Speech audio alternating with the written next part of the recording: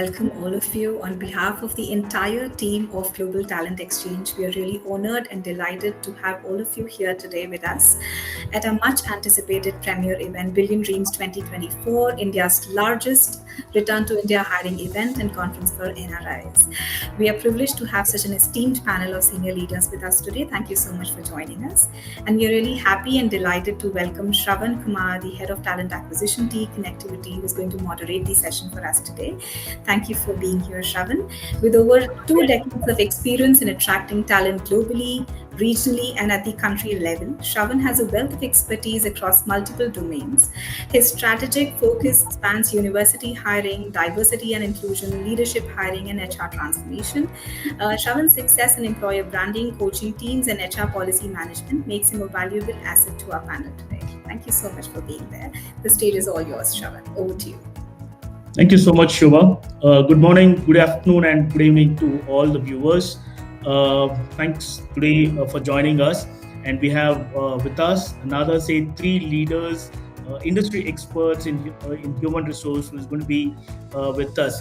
So just to set some context here, today we're going to discuss a very, very crucial topic, which is about the power of we, strategies for effective global talent integration. I'm sure most of the companies are looking at talents across the globe and leveraging the competencies. So let's just get into the conversation here with the industry leaders here. So let me just introduce each one of the leaders before we deep dive into the subject that we have. So let's start with Manish. Hello everyone. Namaste to everyone, I must say. My name is Manish Kotwani. I head the human resources function for a company called Course 5 Intelligence, also called as C5I. We are a global analytics, advanced analytics and a product engineering-based company that leverages AI to drive impact and outcomes for our customers. Glad to be here. Thank you very much. Wonderful. Over to Sachin. Hi, my name is Sachin Mehra. I look after the HR for Switch Mobility, which is Hinduja Group organization. We are an organization which is in automobile. We do commercial vehicles in the EV space. So we are a sunrise industry at this point of time. It's an MNC, so we have offices and footprints in UK, India, and Spain.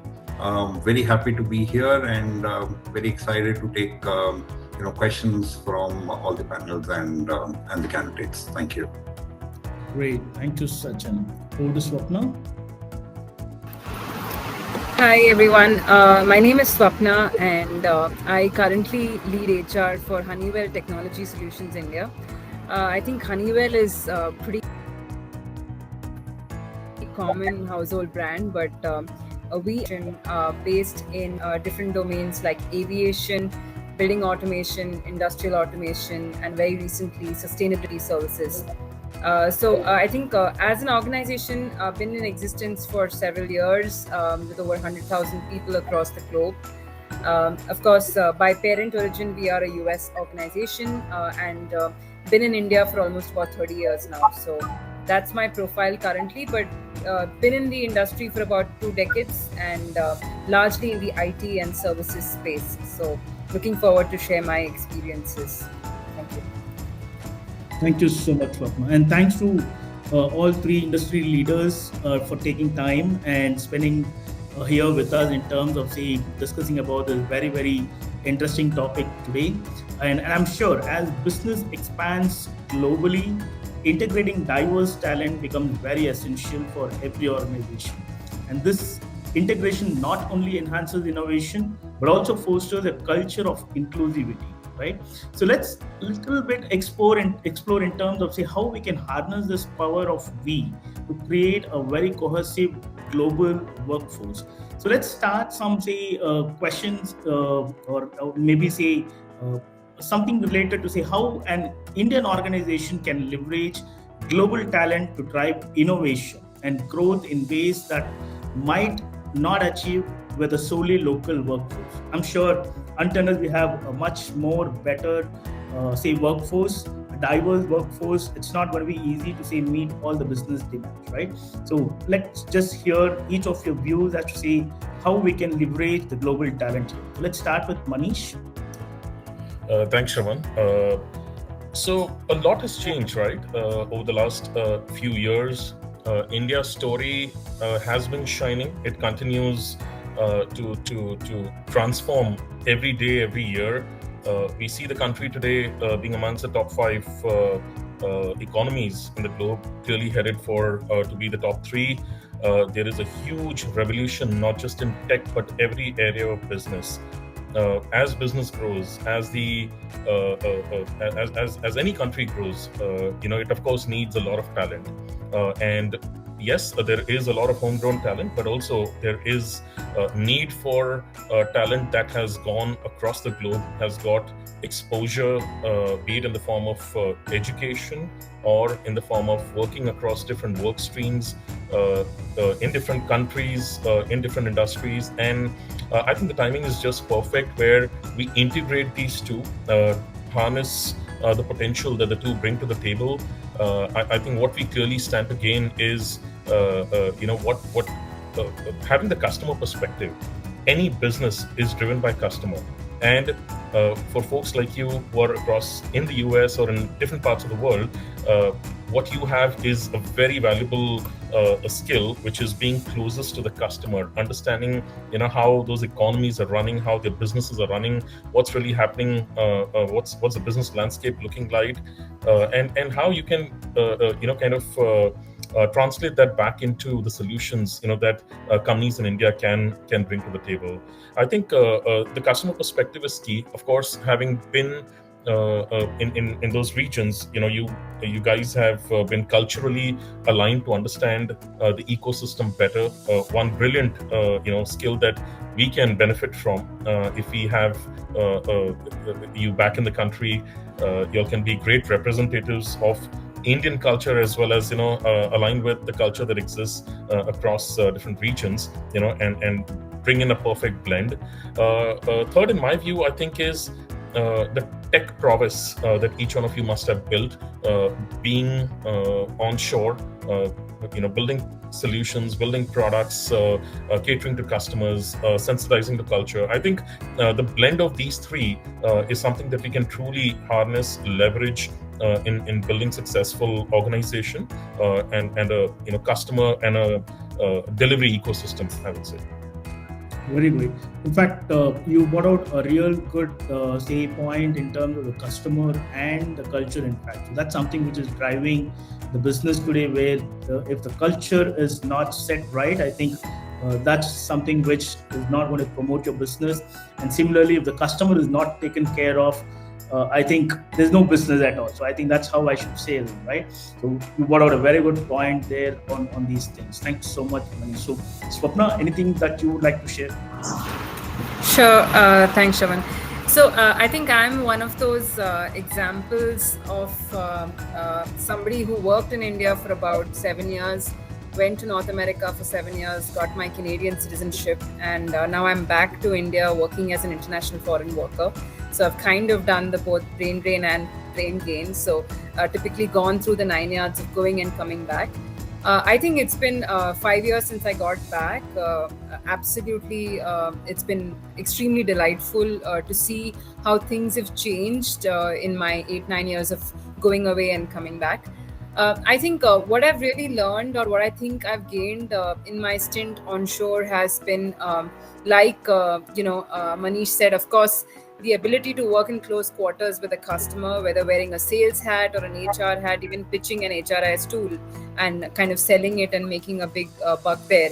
But I think more importantly, apart from the fact that we've had a melting pot of cultures, where we've had, especially in a country like Canada, we've had people coming from different parts of Europe, Asia, of course, the locals as well. And I think beyond more the cultural melting pot, where we've kind of understood diverse needs from an HR hat perspective, there's also a very different work ethic compared to India, right? Whether it's ways of working, dignity of labor, sincerity in what you do, or essentially multitasking on different capabilities, keeping consciousness to time, budget, cost, etc., and kind of coming back. So I think some of those things are very intangible, but I think it's great that we pick it up when we are in a global atmosphere and there's urgency of time.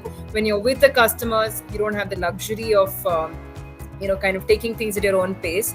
So I think I've definitely gained some of those and come back. And having come back, I think I see a lot of scale, of course, with India being a startup hub now. I was reading somewhere that when NASSCOM published, I think in 2022, while we had about 770,000 students going to different countries for education, we also had about 25% of the Indian startups that were founded by Indian origin professionals, bringing back crucial expertise and investments from whichever countries they were. So I think, like Manish rightly said, definitely India is shining. Gone are the days when US, UK, and Germany had high-end work like product design, consulting, and niche activities, and India only had the implementation work. I think as a leader for even Honeywell, I think I see my 5,000 employees really work on core product design, transformative work for customers across the globe. And I don't think there's a dearth of opportunities here, apart from the softer aspects of life here that has really improved, which we'll come to in the later questions. But I think definitely I've seen it and walked it myself and walked the talk. So really excited to be back.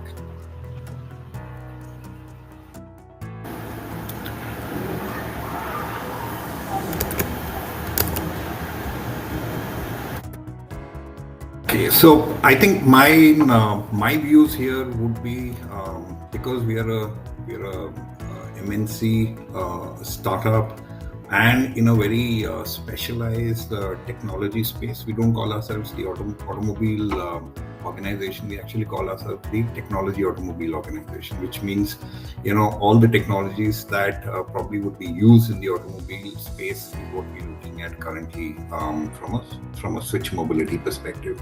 Now, because we have an office in UK, we've been able to kind of globalize talent, and what we've seen is that we've been able to harness or access the niche skills that from a technology standpoint, or from an automobile perspective. When we look at EV, we're looking at batteries, we're looking at bus body designs. So we need cutting edge tools for us. So I think we have been able to take advantage of the global talent so far. So in the access, the niche segment and the advanced technologies that we work on, I think we've been able to attract talent within the organization to help us. What it has also done for us is also done a cross-pollination of ideas. Now, with Manish spoke about cultural perspective, right? So the diverse teams bring in those cultural perspectives and problem-solving approaches, which probably gives us an exposure from an international market perspective. So I think that's good for an organization. The third part is probably bring in the best practices. World over, people are working, they bring in the best practices, and HR as an entity then stands to create those best practices, methodologies, and help in aiding the technologies. Plus the knowledge transfer that happens. Professionals come, transfer a lot of knowledge and skill to the local workforces. I think that's very good. And one of the important things that I feel, having seen the teams who create technologies and solutions, we've been able to learn from global failures. And I think that's been the success of Switch so far. We fail fast and then we come to the market fast. So I think that's something that I would say that global talent probably drives a lot of growth for the organizations. That's really wonderful. In fact, I really like what Swapna said in terms of brain gain. I still remember when we were in the school, we were writing essays saying brain drain in India, right? So now that has changed, where it's more of brain gain in India. So we are getting a lot of talents back to India, which is really nice. And I really again like what Sachin said in terms of the kind of best practices that is being shared across the globe today. The globe shrinking so much today, everyone is just say next to each other and neighbors. I think the best practice helps us to say develop ourselves and the organization also better. So that's really interesting to hear. I'm sure we'll have say a lot more to hear from you as we go. But despite all the progress and growth we have seen, India's ranking on the global talent competitive index is still low, right? Why do you think that is low, and what must be done differently to see that like we go up the career or the ranking ladder here and stay on top of it? Like, anything that you'd like to start with, Swapna? Sure. I think, like I said earlier, I think we still have a perception that a lot of organizations in India are very GCC oriented, doing a lot of back end work, doing a lot of development work, as against pure design and really the whole full stack capability when it comes to an IT parlance. I think what we've started off late, quite honestly, is in the services space. I think. We've also enforced a lot of short-term stints of sort deputation. So typically I've had a caliber of people now coming back to saying that let me do an 18-month stint in the US, come back, let me go to the Europe, let me go to the MEA region or the Asia Pacific region and come back. I think talent mobility has seen definitely a shift in the last few years, where it's not just a typical high developed US or UK, which is the most attractive markets. I've seen people doing short stints in different places, coming back and then kind of roaming around. So I think it's definitely improving. And these short-term deputations of, I wouldn't say short-term, it's again 18 months, 2 years deputations. They have also kind of helped people to get a cross-cultural exposure, at the same time not make anything as a permanent home. They've been more flexible and open.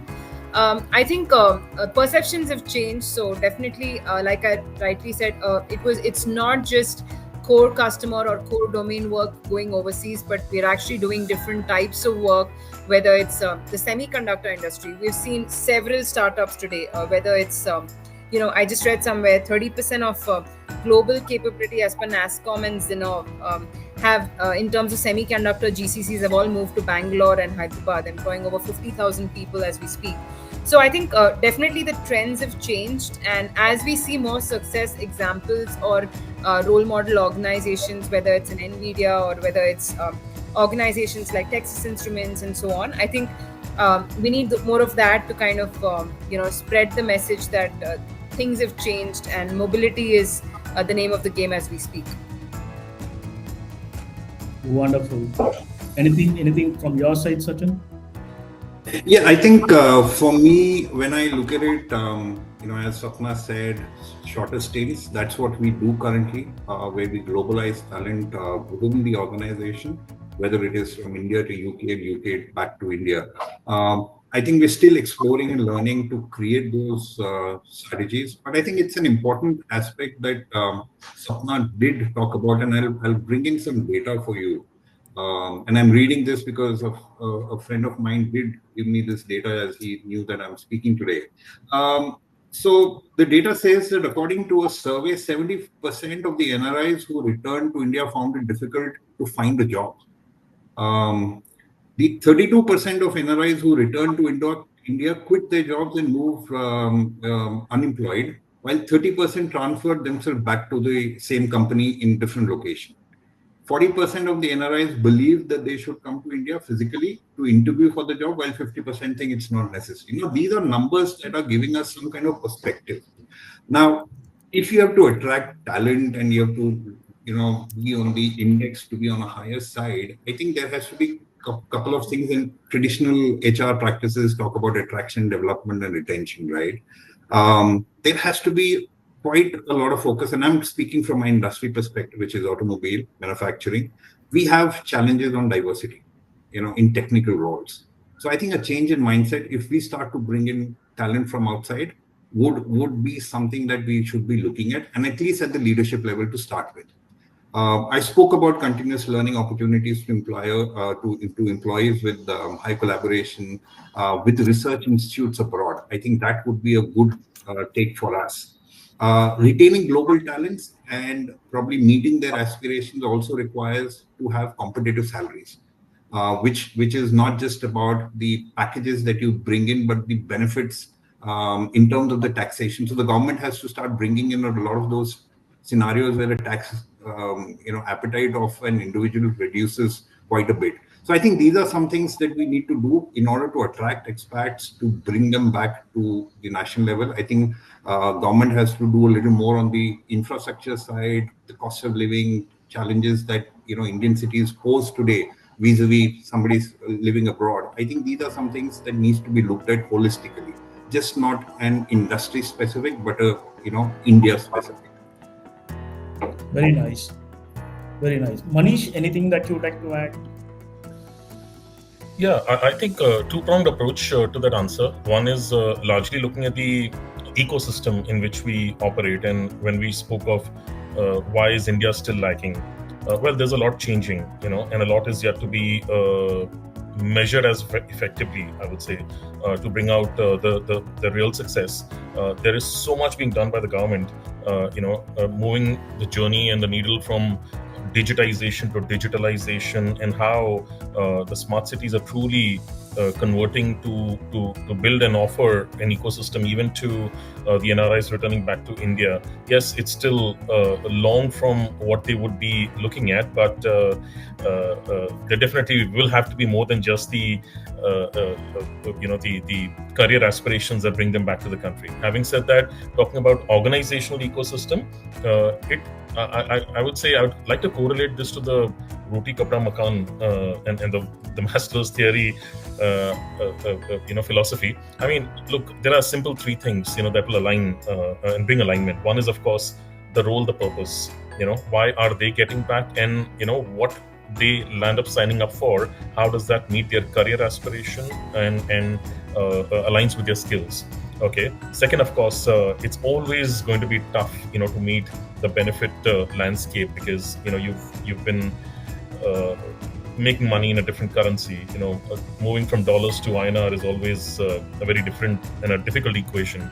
But then, what can really bring the third aspect from R, B, and actually C? So it becomes the RBC actually. The C part is the culture, okay, and how you align to the culture of the organization as much as the organization aligns to you, because it has to be a two-way journey. It's not going to be an easy one. Collaboration is going to be key. Alignment is going to be key. Flexibility and empowerment is going to really make a huge difference. We've had a lot of our leaders who've come back to the country and are heading portfolios, heading business units. They've brought in their wealth of experience, but at the same time, what's been important for us is how do we help them, kind of coexist along with the local talent? How do we complement them, with the talent that exists within the system? How do we enable them to collaborate, ideate, innovate, and transform? That journey has to have multiple, hands flowing in, and it has to be better aligned by the leadership to make sure it's a collective success. So yeah, I think it's. I mean, we could call it the RBC model, and go with the role, the benefits, and the culture part, and the best alignment of the same is going to help organizations see them scaling up on this index, while collectively at a national level, we could see those changes, the desired changes. Very nice. In fact, I think that's very interesting that, like, say, both the organization and the individual will have to be aligned, and the leaders will be needing, say, support from us to, say, coexist and see, like, say, how they can, say, put the strategies in place in terms of whatever they have got learned, say, from their experiences outside India, and how they can bring in that leadership and strategies to the organization that they work here in India. I think that's very interesting, very nice. And I'm seeing that a lot of questions coming in the Q&A chat. So please continue to say, share all your questions, and I'm sure we're going to say come back to all those questions after the conversation that we're going to have, say, right now, like say what is being discussed. So please continue to say ask your questions in the chat window, and I'm sure we're going to say read out those questions in the next few minutes. But before that, one more question that I have in terms of the acquisition, right? So acquisition is just the first step. So what metrics or indicators should leaders use to ensure the success of global talent integration? So this is something which I think every company should measure in terms of what metrics and how good the integration is happening. So, Sachin, would you like to say add anything on this? Sure. I just saw something on the chat as well. I think somebody was asking about how do you integrate the cultures, how do you make the NRI more secure in an unknown culture or a little lesser known culture than what they've been used to for so many years now. So the metrics, just to answer your question, the metrics or the indicators the leaders should probably look at it from a success point is typically you will have your performance or productivity side, which anyways each one of us has been measured against that. I think the typical surveys, feedbacks, your connect sessions, could be the metrics to measure this could be one. But I think where I would look at from a technology standpoint is if I'm bringing in talent from abroad, and this is part of one of the chat that I saw, is where do you add value? I think the value adds for me from an manufacturing point of view would be how many patents are you bringing in? How many patents are going to be filed? What are the new ideas or innovations that you're bringing in? How are you going to implement those ideas? Are also metrics that we should be looking at, right? What it means to the organization, bringing in talent from outside. So that's one. The other part of it is also about how do you integrate the individual to the culture, right? I mean, a regular HR would be to customize an onboarding, smooth integration, do cultural assimilation. So we had in my previous organization, which was an IT firm, people who would move from India to US on reverse migration would probably go through a 2 months program. And if people coming from US to India would go to about 3 months of program, then regular interaction with leadership, to create that sense of importance that the person has. All these are things that at the end of the day, an HR has to look at and say, what is the modometer of my employee, right? And how is it turning out to be? What are those areas where I can create a motivator pull for an employee to be a high performer? I think these are some things that comes top of my mind. Very nice. Great. Manish, anything that you would like to add? Yeah, I think everything very valid, what Sachin said. On top, I would just say a couple of things. One is, what are the objectives? Okay, what are the strategic goals that you set, and how collaboratively are you pursuing those goals and looking at outcomes? In my personal opinion, it is always going to be an outcome-led story. When we look at folks getting back to the country, we design compensation benefits packages, ESOP structures that are also led by outcomes. Ultimately, that's one part. And second is, how are you enabled to meet those outcomes? The enablement story is going to be extremely critical to make sure they remain engaged. They are set for success, and followed by the same, I would say, would be the journey of collaboration. How well they collaborate, and reverse collaboration happens with them to bring out those outcomes. So in my view, I think strategic goals and the journey till outcomes and the periodic check-ins is what would be key to success. That's when you build relationships, you build connections, and you drive outcomes. Great. So let me ask another question to Swapna, just to understand. So we spoke about the metrics, right? So how do you ensure that the global employees feel connected and engaged with your culture and goals? Sure. I think maybe I'll take a stab at the softer aspects. Yeah. I hope you can all hear me. So I'll take a stab at the softer Yeah. aspects, right?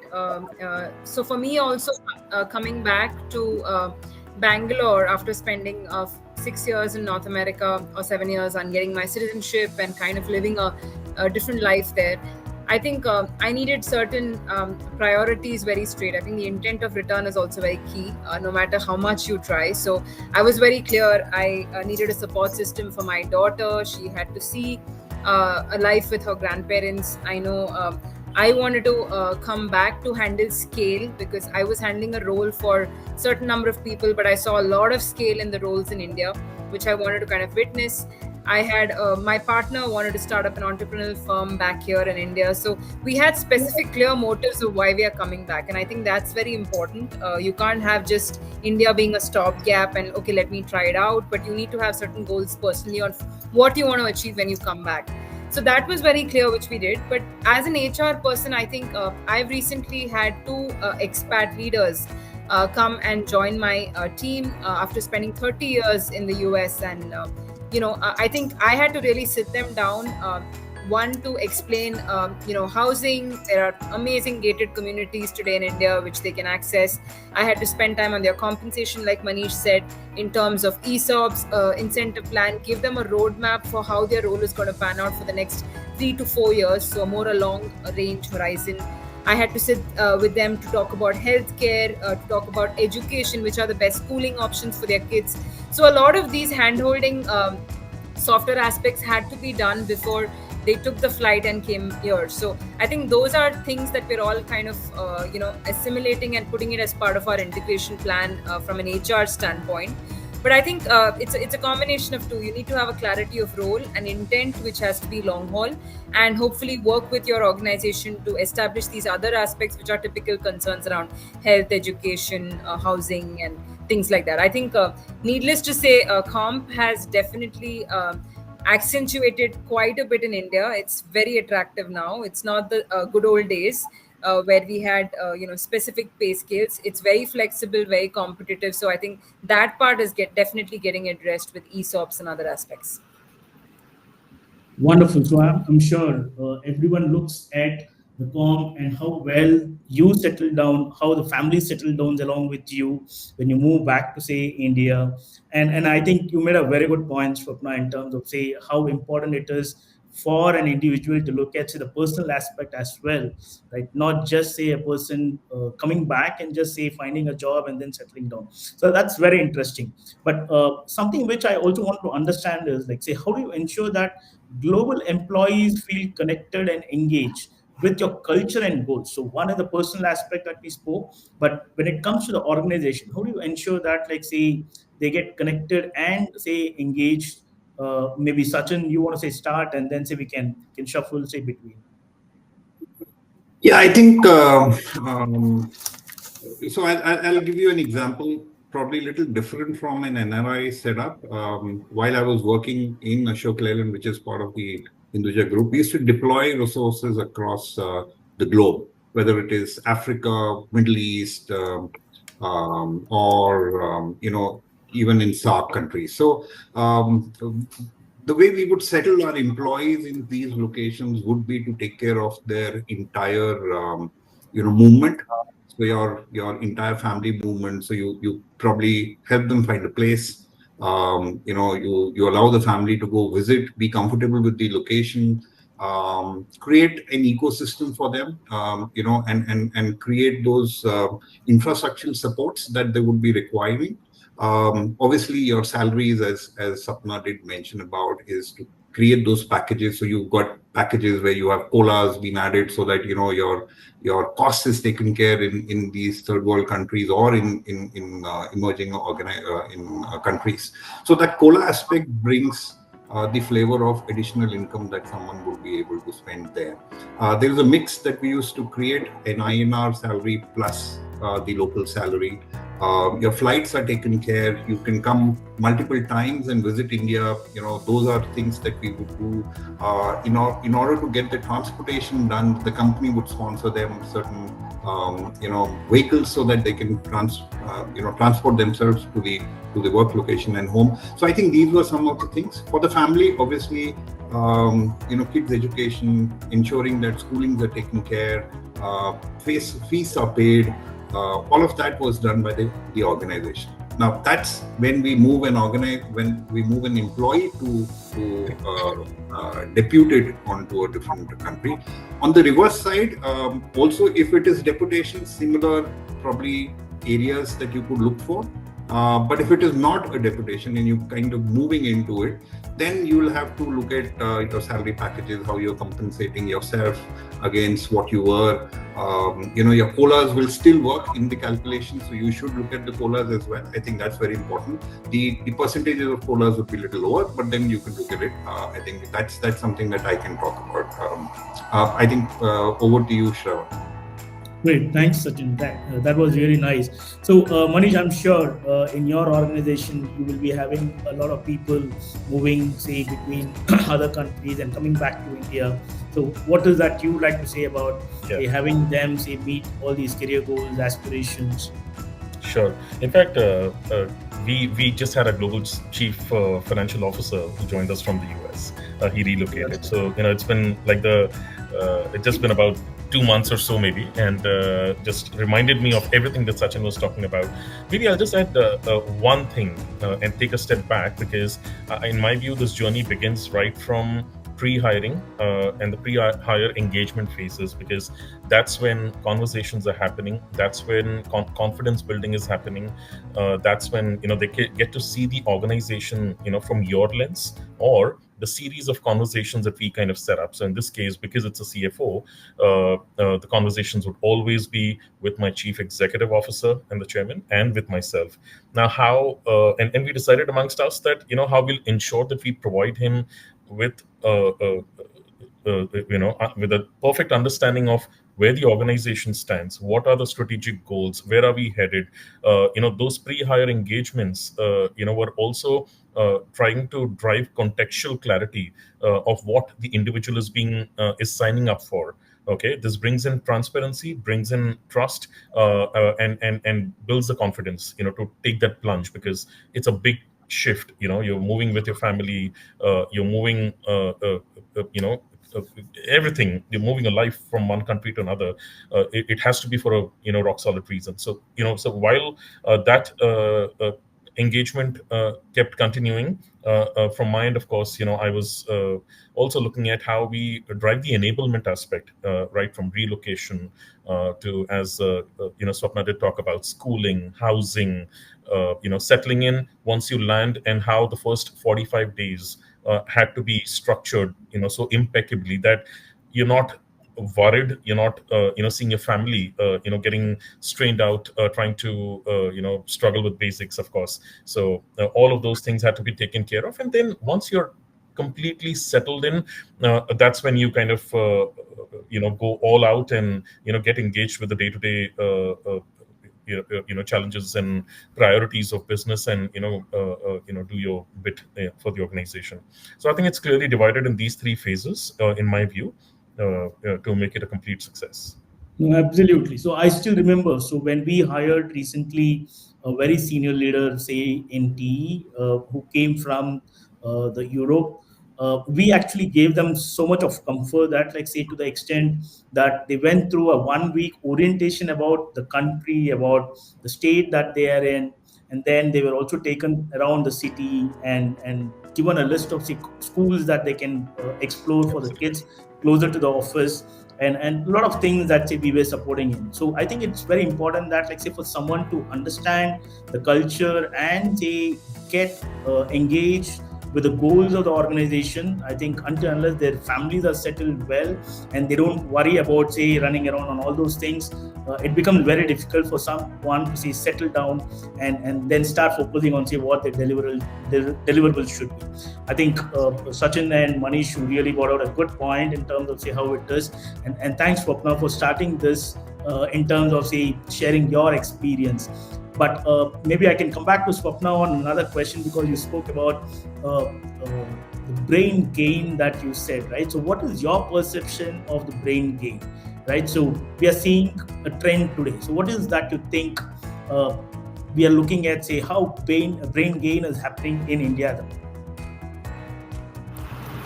Yeah, I definitely think there's certainly a lot of roles in India today, which are very scale driven, extremely meaty, and I think the country also is seeing different cycles of talent. We're seeing a lot of gig workforce. We're seeing a lot of startups. We're seeing several individuals coming back, on different areas, and kind of wanting to get into the innovation bug and really make that difference, right? Whether it's even in terms of venture capitalists and other folks that are funding different ideas. So I think certainly it's a little bit more flexible in this, in the country. I think opportunities are galore, thanks to the population, or thanks to the number of foreign direct investments that are coming in. And I definitely think that we've evolved to an extent where I think 10 years back, I remember when I was in talent acquisition and trying to hire somebody from the US, he or she usually used to compare his dollar compensation with INR and trying to, quote the sky. But I think we've evolved in a place like, for example, I have simulation models where when I want to get people back, apart from giving them a role scope, a career scope, I tell them what is a simulator in terms of what is it that you can make when you live in a particular state, and then they kind of get a reality check of what is the cost of living, what's the inflation, what is India as such. I think we've evolved a lot because we're seeing a lot of used cases where people are returning.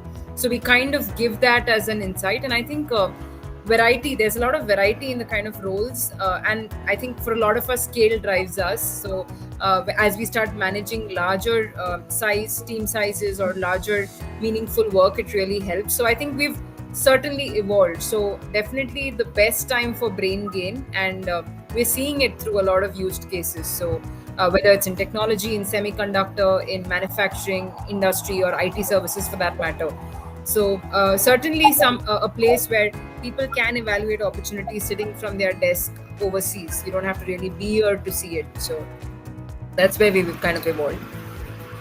Great. So, Manish, because you said you had a CFO hired some time back, so you have seen the talent already coming from, say, other country, right? So, what is your experience on this? No, absolutely. I think the global workforce is a lot more learned, and well, data and stats are out there and open. I was actually looking at it a few days ago, and I saw that about 127,000 new startups came into existence. And what Swapna said, there is so much investment coming in. There is tremendous amount of consumption opportunity within our own country. So we're so self-sustained. The demand is here to stay. Precisely why you don't see the markets getting any even shaken by a bit. Should there be any global event? I mean, there was a time when the stock exchanges would really, start reflecting the global sentiments. Not anymore. Look at what's happening right now. So there is tremendous amount of positivity. There is inflow of funds. There is a startup ecosystem. There's a journey of digitalization, that's running. There is so much of evolution and transformation happening in every industry. I think the brain gain is the only way out. And plus, of course, it comes with so many benefits, right? You come back to be with your family, with your near and dear ones. Yes, there will be some things which will not be exactly the way you're used to experiencing it in other countries. But I guess this is where one has to also understand that what are you gaining and what are you giving up. There has to be an equilibrium of sorts in your mind that drives the positivity and makes you see the value. And it doesn't end with just an organization wanting to do things, to make you feel special. It's important because that you drive that value and the edge that you bring to the table. Maybe the local workforce doesn't. And I think it's the opportunity that the talent overseas has. Please use it to your advantage. It's going to be a brilliant mutual win-win, and that brain gain when it's combining the returning talent and integrating it with the local workforce. What a rock solid combination we're setting it up. I think we got to look at how we're complementing it to everyone's advantage, as opposed to just looking at a story of returning to the country and trying to meet certain objectives. I think we have to look at it more holistically. Oh, very nice. In fact, I really like when you say that, like say, you need to say gain something and then you need to say let go few things, because not sure in case if we find anyone who's going to match 100% for anything that we want. So obviously we have to leverage what we are getting and maybe say the rest is all trainable is what we need to look at. That's very interesting. Thank you so much for that. So what we'll do is I can see quite a few questions coming in the chat window. So let's just say start reading in terms of few of the questions to see if we can address that is coming say from the audience. So the first question is, what specific policies or initiatives do you believe would most effectively attract and retain global talent in India, particularly in sectors like manufacturing, technology, and innovation? So maybe I can ask this question to Swapna, because Honeywell is an organization where, like say, a lot of diversified business, including manufacturing. So would you like to take this question and share your thoughts on this, Swapna? Sure, absolutely. So yeah, I think based on my experience at Honeywell now and also in the past in Wipro and Tata Consultancy Services, I think when I talk from a technology innovation standpoint, I think definitely there's, I think with the startup boom, with the kind of investments that are happening, a lot of employees see the opportunity to innovate here very easily. I have, for example, in Honeywell, we have several people having patents to their credit, and we appreciate that very formally. I've had people with 30 patents, 100 patents, and we have every month at least 200 patents on. So innovation is a big culture which they're getting by virtue of being in India in the product framework, developing new product introductions for customers across the globe. So I think innovation is something that we've time tested. There's a lot of benefits. There's a lot of venture capitalists there. Thank it to Shark Tank or any of those concepts. A lot of people are up to encourage new ideas. So definitely, I think this is the place where there's no dearth of investments for new ideas. Apart from that, I think when it comes to initiatives or what attracts, for again going back to my personal reference, right? I remember in Canada, I had to wait in the typical public health system when I came back in India. Not only did I get an amazing top-up medical insurance plan from my organization, but there were a lot of external vendors that I could sign up with just in case we have any specific prehistoric medical. So I think from a medical standpoint, no more worries, no more standing in queues. I had access. I still have access to the best healthcare. I had options to lease a car with a company and have a driver and get tax benefits from the driver. I mean, I can't imagine renting a driver in North America. I had to do everything myself. Apart from that, I think organizations today are baking up or beefing up your packages with training, whether it's an executive program in the IIMs or in an ISP, which comes along with your role, and access to some kind of educational benefits, which is something that's going to give you an edge from an academia standpoint. So a lot of these initiatives are very popular in India and very well practiced in all the organizations, and something that you don't often see apart from a Coursera or a Udemy when you work abroad. So I think definitely a lot of practices when it comes to coming back to India, not only monetary but from the overall benefits perspective, that's super attractive. You're right. So there are so many companies today coming up with a lot of policies on continuous education and offering a lot of options for them to either save tax or continue with their education or certification. So that's something which I'm sure most of the folks who are coming back to India will leverage from that. That's a wonderful answer. I'm sure the question is answered to the person who has raised this question. That's really wonderful. So I'll read out the second question that has come. Looks very interesting. So maybe I think I will pass this on to Manish to answer and see what Manish has to say, just because he has a live example of hiring a very senior folk very recently. So the question is, what are the critical, often difficult conversations that must be had with returning NRIs to ensure smooth integration and prevent any cultural or operational hiccups as they transition back? Very interesting question, Manish. Yeah. So I think I would say what is critical is going to be if let's look at it from the perspective of an individual moving, right? Comfort and confidence. Is the organization right? Is the business trajectory looking headed in the right direction? What do the next few years look like? Is the organization clear about it? Is the leadership clear about it? That's crucial, because you're not just moving for a job, you're moving for a career. Does the organization give you that confidence? And that's something which we need to bake that in. Okay. Second, of course, is I would say keeping the concept very simple through communication and enablement.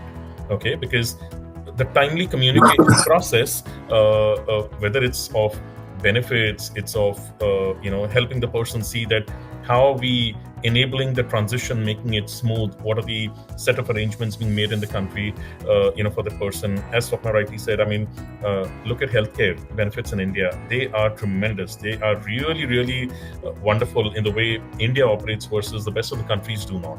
Okay, I think that's and hopefully that's one benefit that never gets availed, but at least you need to be assured that you have an ecosystem that'll take care of you and your loved ones. So articulation of benefits is going to be crucial.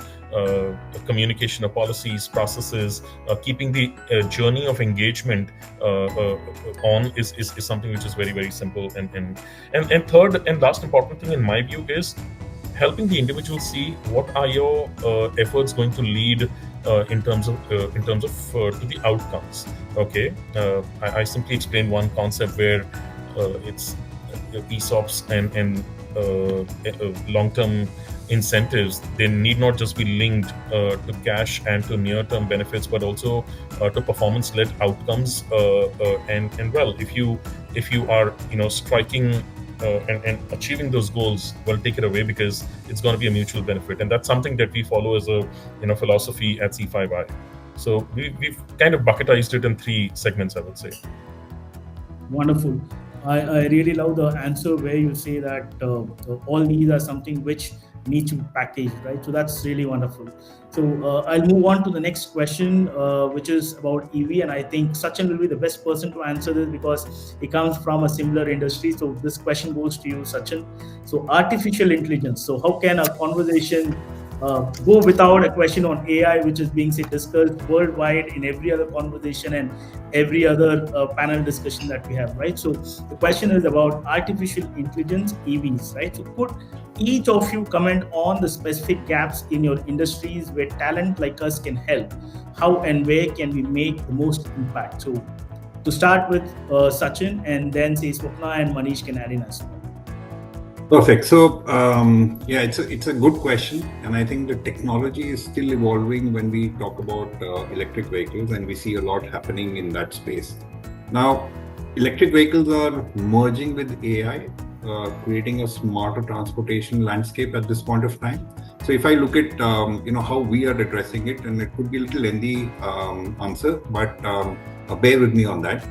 So we create this bus, and this bus has an intelligence of itself, which is through the batteries and the CPUs and all of that, and it relays data. And all you need to do is to pick the data. So I can find out from the data what exactly is the health of my battery. I can decide how efficiently my car is running, or my vehicle is running. How's my driver behavior in terms of driving, right? The skills can be looked at. So all of that is something that this technology is able to throw up. Have we mastered it? Not yet. Right? Where are we? We're just scraping on the top at this point, right? We're just bringing in the data. I remember there was a concept note somewhere by Ford, which was talking about connected car solutions. We're talking about 2 cars passing each other, and then they give you back pockets of information that you can relay back to the car, and then it goes to a central processing unit, and from there it is beamed out. You can find out which and when the car is going to be non-functional, and where is your next door mechanics. I mean, to that extent, AI is going to help We have driverless cars already, and that technology is evolving. So I think it plays a big role. People who are coming from outside into India see a big opportunity, because we are still evolving as an industry. And I think abroad, this industry is already matured a bit than what we are today. So I think there's a lot of scope that the talent community can provide to the organizations in India today. Great. So anything that you would like to add, Swapna, Manish? Yeah, I think from my industry perspective, so technology and product development, so I think definitely we see us granting licenses of GitHub and Copilot to all our employees. So I think they've started using it quite extensively, whether it's modernizing a code or whether it's making it efficient, using Copilot for meetings, for productivity and different aspects. I think we're already there. We're not trailing behind. We've started using it. We've started recognizing AI/ML talent, and we've started compensating them differently and using them to our best of abilities. I think as a country too, I think when I came back, either looking at a Swiggy, Zomato, a Blinkit now, an Uber and Ola, I think the comfort has just improved like at the click of a button, which I think were not there earlier. So I think as a country as well, we've become very technology savvy.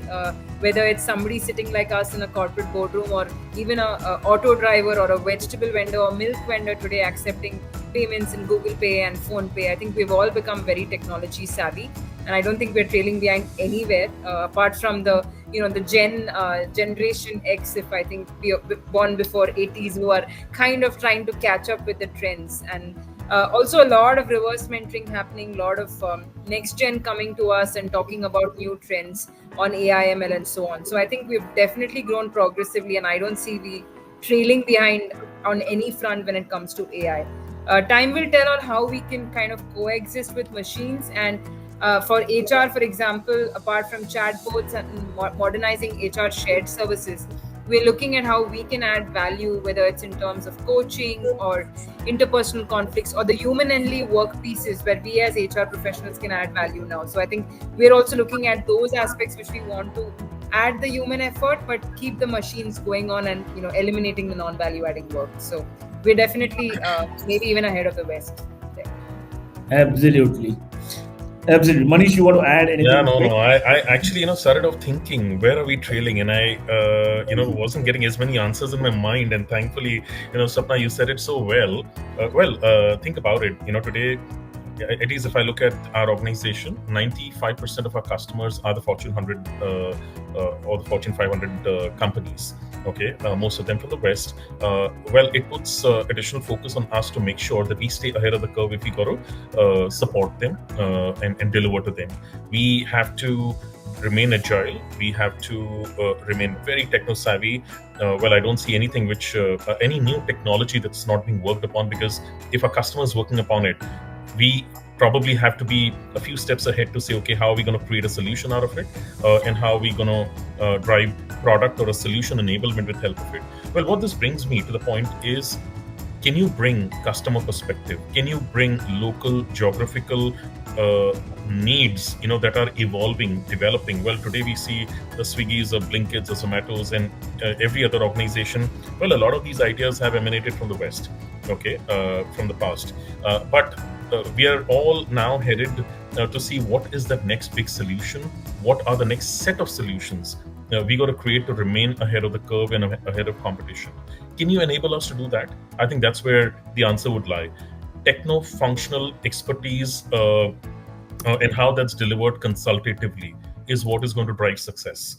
Okay, it is not just going to be being good at computer vision or certain AI tools that are being implemented most aggressively in every product, or depending on the kind of product or solution. But I would say bringing in that expertise which goes beyond just technical, being functional with a customer lens, and enabling you to see the near future or a relatively midterm future. I think that's going to be key to success. Wonderful. I think I really enjoyed this conversation, and I'm sure the audience would have enjoyed as well as I did, and a lot of insight that you all shared. So that's really interesting. And I'm sure a lot more to come in India, and I'm pretty happy and sure that a lot to see in the next couple of years to come as to see how and what it is. Any closing remarks from any of you that you'd like to share as to see on this particular topic, like what and how you think you look as the next step?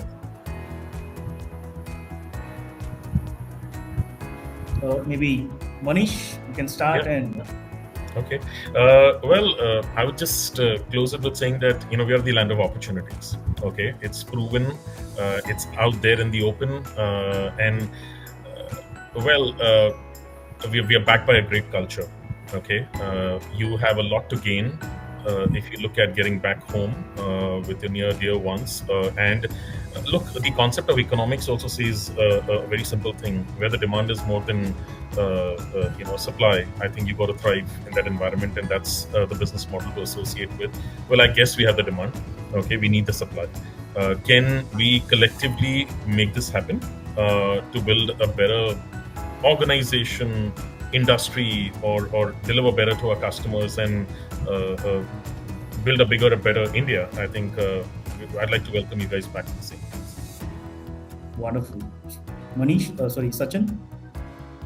I think well said, Manish, and I couldn't have articulated it that well. But my only sense would be that we are in a booming economy. I think India is shining, and it is shining pretty bright.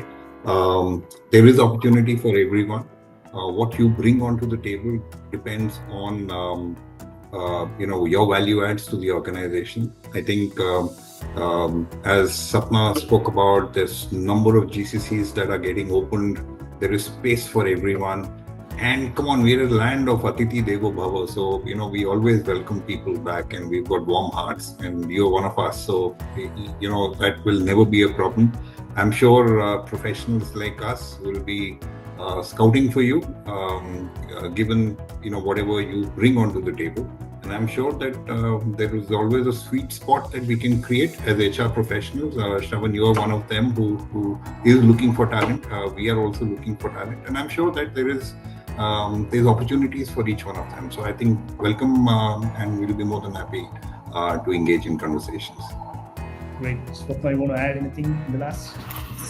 Sure. I think, like my panelists rightly said, the growth in India is real. I think there's no faffing around. Some of us have seen it for real. I've lived 5 years after returning back. Not a day of regret. I'm super happy because whether it's in terms of opportunities, in terms of support system, in terms of access to the most access to healthcare, comfort, a very, very good work-life balance, and very, very good quality of life. I think I don't regret a single moment. Like my CTO says, India is that galaxy or that planet which can be visible across the galaxy. So whether we do good or bad, we are visible everywhere because we've really made that mark and difference. So I think it's home. It's definitely something that you can make a leap of faith like I've done. And always good to try back, and it's always welcoming. So looking forward to everybody to come and try it out, definitely. Thank you. Great.